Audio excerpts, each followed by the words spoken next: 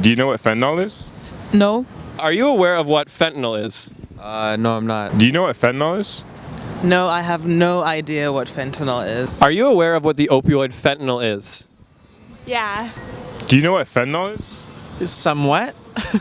Are you aware of what the opioid fentanyl is? Actually, I'm not.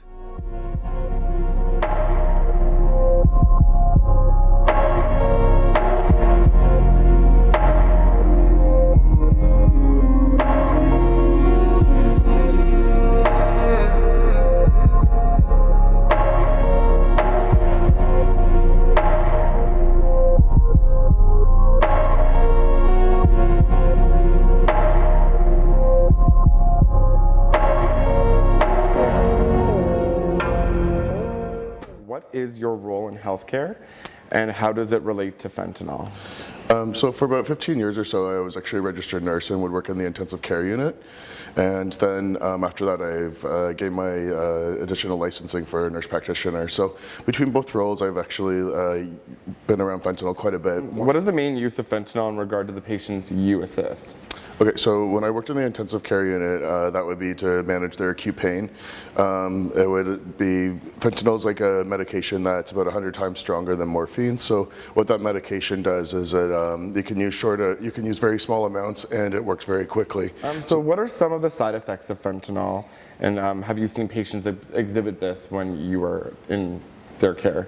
Yes, so fentanyl side effects, so it's very much, opiates are very much the same. The problem is that fentanyl, because it's 100 times stronger than most other opiates, it'll hit you really hard and quite quickly, so the side effects will be right away. Knowing some of the statistics of fentanyl, what's the biggest misconception you've heard of it? I think that well, there's a few misconceptions, but I think one that I like to bring down to where is actually in relation to addiction, because I think that people think that it's only one particular population that might be affected, but anyone can suffer or have addiction. So it could be easy for anybody to obtain street drugs or those sort of things, such as heroin or anything that's a derivative of, and then they might not be able to manage the symptoms if they become too high from the medication. Are you aware that only 2 milligrams of fentanyl can kill you? I didn't know the exact amount, but I did know it was a little bit. Yeah, I studied that a little in school last year, and it was really eye-opening to see that just so little of it, that's all you really need is to kill you. And are you aware that 2 milligrams of pure fentanyl, or about 4 grains of salt, is enough to cause an overdose? I was not, no. This shows how simple it is for fentanyl to get into street drugs. The white sugar represents the drugs, while the red sugar represents the fentanyl. We have increased the scale for the sake of this clip. 300 grams of white sugar to 30 grams of red sugar. When zoomed in, you can see the concentration of the red sugar representing fentanyl within the substance. Those small defined red specks show where a pure dose, even as small as it looks, can lead to an overdose. This graph shows the rates of fatal and non-fatal overdoses in Toronto dating from August 7th, 2017 to April 8th, 2018. Since the beginning of this particular study, Toronto Paramedic Services responded to 55 non-fatal and 4 fatal overdoses per week on average. This graph details opioid-related deaths in Toronto from May to October 2017. During this 6-month period, there were 187 recorded deaths in the city. Experts found that the numbers had more than doubled in comparison from the year before. This map shows the density of 911 calls regarding opioid overdoses, which are centralized around the downtown core, the East End, as well as Bathurst Street from St. Clair, going south to the Gardiner Expressway. These graphs display the results of a survey we conducted on social media during our study.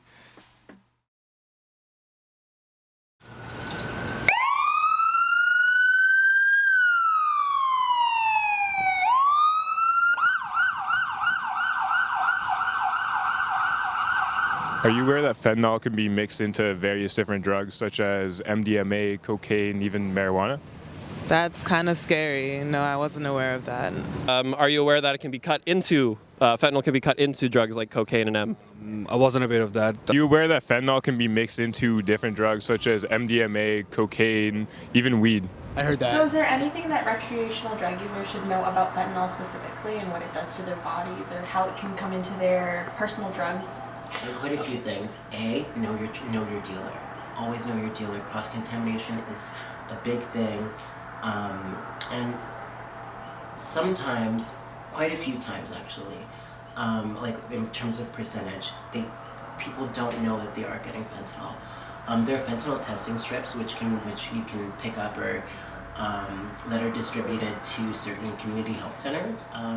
The amount of deaths per population, like if you look at the statistics, it's actually higher, the amount of people that have been dying, than the height of the AIDS epidemic in terms of who it's affecting and the amount of people overall, and compared to the amount of people that are dying based on or related to fentanyl overdoses.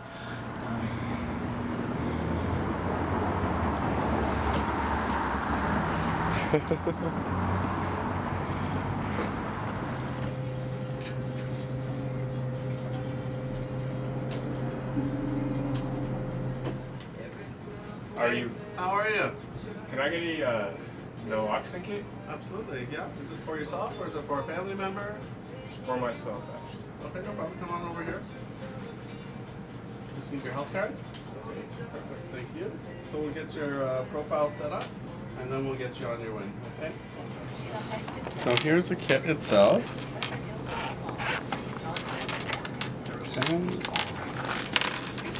Okay, so it comes with the medication itself. Okay, it comes with 2 syringes, comes with alcohol swabs, as well as some gauze for afterwards. Okay. I do see a lot of overdoses at my my job. Primarily, within the last few months, fentanyl has been one that's been on the rise. And for that reason, I would say that we do see quite a lot more fentanyl overdoses now than what we did probably about 4 months ago. But overdoses in general seem to be on the rise as well. Would you say it's safe to say, from statistics and your experience, that overdoses are a lot more common in teenagers and adults and people who haven't actually been intending to use fentanyl? I'd say for the most part that people don't really realize that they're taking fentanyl. It seems to be one of the drugs that is usually laced with a bunch of other medications. At this point, I would say that fentanyl has definitely been more prevalent with that age demographic between 17 to 30. Like any opioid overdose, Narcan is kind of the medication of choice for that antidote. And we're seeing that a lot more now with that being readily available, that people are being given Narcan by their friends or families or coworkers, even kind of at anywhere before coming into hospital. Now, there's some misconceptions with Narcan that people are being given Narcan and then it's almost like they feel like they don't really need to come into hospital afterwards. That's a huge misconception that with Narcan, you need to come right back into hospital because you need to be treated still for the overdose.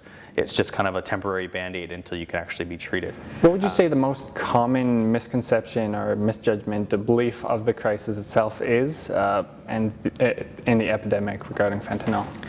I'd say the biggest misconception that's happening right now is the fact that a lot of people don't think it's going to happen to them.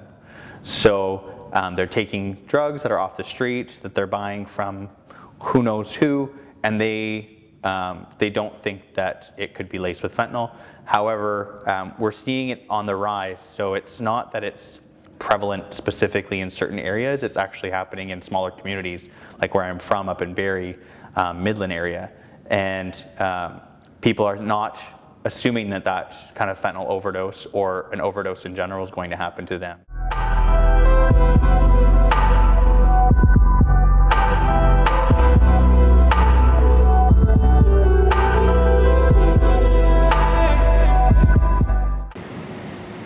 Are you at risk? I know a few people who do smoke some pot. Yeah, that's about it. Just pot, but other than that. Are you at risk? Yes. Like, yeah, like a record, like marijuana? Yeah, marijuana, you know, cocaine, MDMA, stuff like that. Yeah. Yeah? Are you at risk? Personally, I am the one and probably a bunch of friends around me as well. Okay. Are you at risk? Barely. I'd rather say no.